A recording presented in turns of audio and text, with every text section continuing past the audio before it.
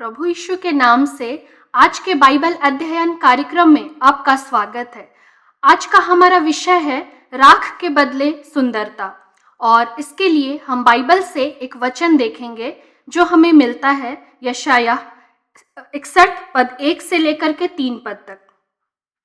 इसमें हम यूं पढ़ेंगे, प्रभु यहोवा का आत्मा मुझ पर है, क्योंकि यहोवा ने सुसमाचार सुनाने के लिए मेरा अभिषेक किया और मुझे इसलिए भेजा है कि खेदित मन के लोगों को शांति दूं, कि बंदियों के लिए स्वतंत्रता का और कैदियों के लिए छुटकारे का प्रचार करूं, कि यहोवा के प्रसन्न रहने के वर्ष का और हमारे परमेश्वर के पलटा लेने के दिन का प्रचार करूं, कि सब विलाप करने वालों को शांति दूं और सियोन के विलाप करने वालों के सिर पर की राख दूर करके सुंदर पगड़ी बांध दूं, कि उनका विलाप दूर करके हर्ष का तेल लगाऊं और उनकी उदासी हटाकर यश का ओढ़ना ओढ़ाऊं, जिससे वे धर्म के बांज वृक्ष और यहोवा के लगाए हुए कहलाएं और जिससे उसकी महिमा प्रकट हो। मेरे प्रियो, जब हम इस वचन को देखते हैं तो हम इस बात को पाते हैं कि जब यीशु मसीह ने अपनी पृथ्वी की सेवकाई को शुरू किया, तब जब वे आराधनालय में गए, उन्होंने इसी खंड को पढ़ा और उन्होंने कहा कि आज ही यह वचन तुम्हारे सामने पूरा हुआ है। मेरे प्रियो, जब हम इस खंड के हेडिंग को देखते हैं बहुत सारे बाइबल में, तो वहाँ पे ऐसा लिखा हुआ है कि यह यहोवा की प्रसन्नता का समय है। अर्थात जब से यीशु मसीह आया तब से यहोवा की प्रसन्नता का समय, या बाइबल के अनुसार हम कह सकते हैं कि यहोवा की प्रसन्नता का वर्ष शुरू हो गया है और अभी भी वह प्रसन्नता का समय चल ही रहा है जब हम इस अनुग्रह के समय में हैं। और विशेष करके यीशु मसीह ने इस खंड को अपनी सेवकाई के शुरुआत में कहा, और आज हम विशेष करके हम पद 3 पर मनन करेंगे, जिसमें हम 3 बातों को देखते हैं। वहां पर इस प्रकार लिखा हुआ है कि सिर पर की राख दूर करके सुंदर पगड़ी बांध दूं। मेरे प्रियो, ये राख क्या है? यदि हम पुराने नियम में देखेंगे तो राख जो है वह दुख को इंगित करता है, सौरों को, या पश्चाताप को, रिपेंटेंस को, या मोर्टैलिटी को, नश्वरता को दिखाता है। पुराने नियम में प्रभु के बहुत सारे सेवक, दाऊद, यिर्मयाह, इन सभी को हम देखते हैं कि ये राख पर बैठकर विलाप करते हैं और वे एक टाट को या तो शोक का वस्त्र उसे धारण करते थे।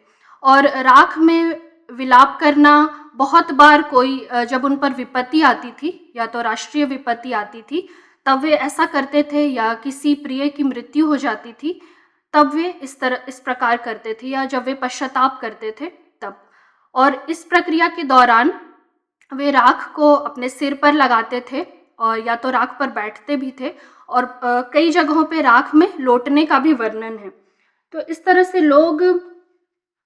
राख में बैठकर लोग खुद को दीन और नम्र भी करते थे, क्योंकि राख नश्वरता की भी निशानी थी। वे यह सोचते थे कि मनुष्य मिट्टी है और एक दिन मिट्टी में चला जाएगा।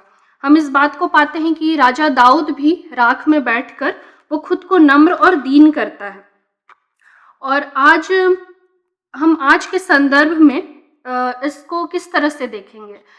आज हम हमारे जीवन में, जैसे यह नया साल जब शुरू हो गया है, शुरुआत में तो हमें बहुत अच्छा लग सकता है और हम आनंदित भी रह सकते हैं लोगों से मिलते जुलते या पिकनिक मनाते हुए, परंतु जैसे जैसे दिन बीतते हैं हम फिर से पुरानी बातों को याद करने लगते हैं।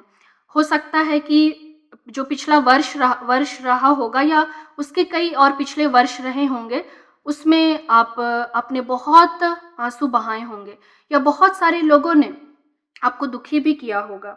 बहुत सारे लोगों के कार्यों से, बातों से, व्यवहारों से आपको ठोकर या ठेस पहुंची होगी। मेरे प्रियो, बहुत सारे हमारे जीवन में ऐसी परिस्थितियां रहती हैं जो हमारे नियंत्रण से बाहर होती हैं, और वे बिगड़ी हुई दिखाई दे सकती हैं, वे कुरूप दिखाई दे सकती हैं। परंतु जब यीशु मसीह ने इस वचन को कहा कि वह इसलिए आया है कि वो राख के बदले हमें सुंदर पगड़ी दे, हमारे सिर पर सुंदर पगड़ी बांधे, मेरे प्रियो, मैं आज आपसे यही कहना चाहती हूँ कि यदि आपको अपने जीवन में बेडौलता दिखाई देती है या ऐसी बातें दिखाई देती है जो अच्छी नहीं है, जो गलत हैं, जो कुरूप हैं, मेरे प्रियो, आज मैं आपको उत्साहित करती हूँ कि आप प्रभु यीशु के पास आएँ और उनसे कहें कि प्रभु, आप मेरे जीवन के राख को सुंदरता में बदल दें, क्योंकि सिर्फ प्रभु यीशु में ही वह क्षमता है जो राख को सुंदरता में बदल सकता है। मेरे प्रियो, यीशु मसीह इसीलिए ही आया है कि वो आपको एक सुंदर पगड़ी दे। जब हम इसके दूसरी बात पर आते हैं कि उसमें यह लिखा है, उनका विलाप दूर करके हर्ष का तेल लगाऊं। मेरे प्रियो, यहाँ पर जो इंग्लिश ट्रांसलेशन में जब हम इस बात को पढ़ते हैं तो वहाँ यह कहता है कि the oil of joy instead of mourning. प्रभु चाहता है कि आप विलाप करना बंद करें। मेरे प्रियो, हो सकता है बहुत वर्षों से विलाप की स्थिति में हो, परंतु परमेश्वर यह नहीं चाहता। वह चाहता है कि आप आनंद से भर जाएं। इसलिए आज इस नए साल में आप परमेश्वर से वह हर्ष के तेल को मांगे। वचन बताता है कि प्रभु ने कहा कि मांगो तो तुम्हें दिया जाएगा। मेरे प्रियो, परमेश्वर चाहता है कि आप अपने शोक के वस्त्र को उतार दें और प्रभु निश्चय ही आपको वह ऑयल ऑफ जॉय देना चाहता है। यदि हम नया नियम में प्रेरित पौलुस के उदाहरण को देखें तो उसने आनंद के विषय में एक बहुत ही प्रसिद्ध वचन लिखा है जो हमें फिलिपियों 4:4 में मिलता है कि प्रभु में सदा आनंदित रहो, मैं फिर कहता हूँ आनंदित रहो।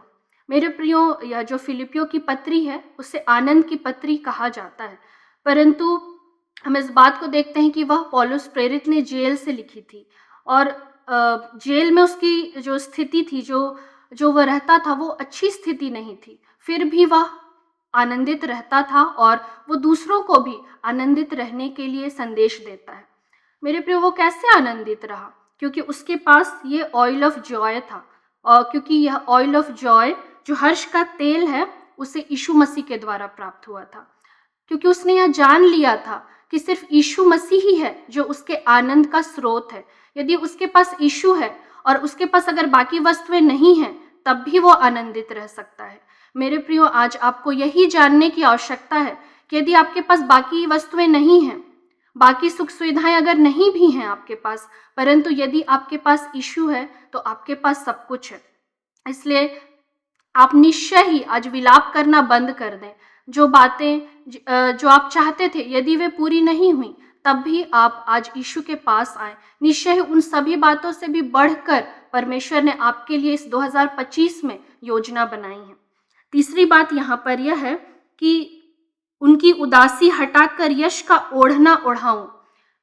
आज जब हम इसके इंग्लिश ट्रांसलेशन को देखेंगे तो वह है garment of praise instead of spirit of despair या स्पिरिट ऑफ हैवीनेस।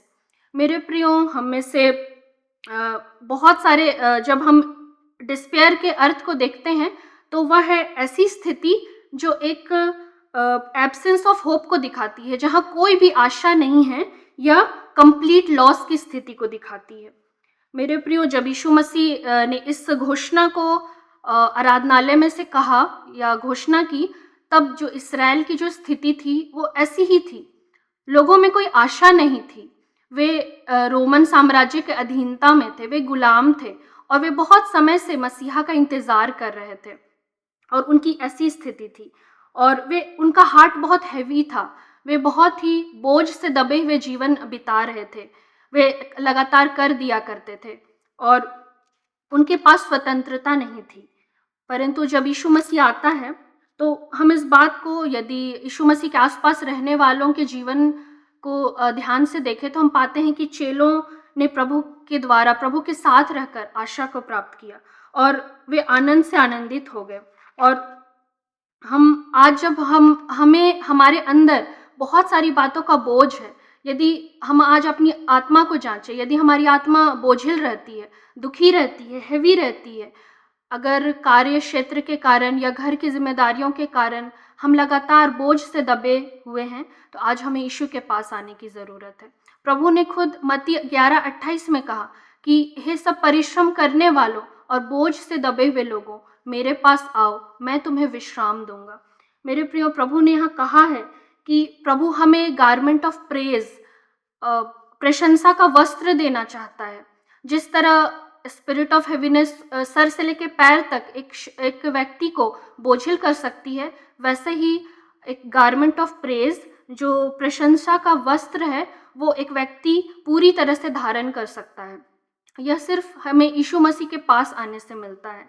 और यदि हम इसका उदाहरण देखेंगे तो हम नए नियम में पौलुस और सिलास के रूप में इस उदाहरण को देख सकते हैं कि किस तरह जब वे बंदीगृह में डाले जाते हैं तो उन्हें पीटा जाता है, उनके हाथ पैरों को बांध दिया जाता है, फिर भी वे परमेश्वर की स्तुति करते हैं और इस तरह से देखते हैं कि उनका छुटकारा उनकी स्तुति के कारण से होता है। मेरे प्रियो, आज हमें यीशु के पास आने की ज़रूरत है ताकि वह हमें हमारे अंदर से जो उदासी की बातें हैं वो प्रभु ही हटा सकता है और वह हमें गारमेंट ऑफ प्रेज देना चाहता है। तो निश्चय ही आज हम प्रभु के पास आएं और जब हम इन तीनों बातों को प्रभु से लगातार मांगेंगे और वह हमें इन बातों से भरेगा, तब हम धर्म के बांज वृक्ष और यहोवा के लगाए हुए कहलाएंगे और जिससे यहोवा की महिमा प्रकट होगी। मेरे प्रियो, इन बातों के द्वारा हम अपने जीवन में बहुत अच्छे तरीके से परमेश्वर की महिमा को प्रकट कर सकते हैं। निश्चय ही आप इन तीनों बातों को परमेश्वर से मांगें, लगातार उसके ऑयल ऑफ जॉय से भरे रहें, गारमेंट ऑफ प्रेज को पहने रहें और क्राउन ऑफ ब्यूटी को धारण किए रहें। परमेश्वर इन तीनों आशीषों से आपको 2025 में आशीषित करे। धन्यवाद।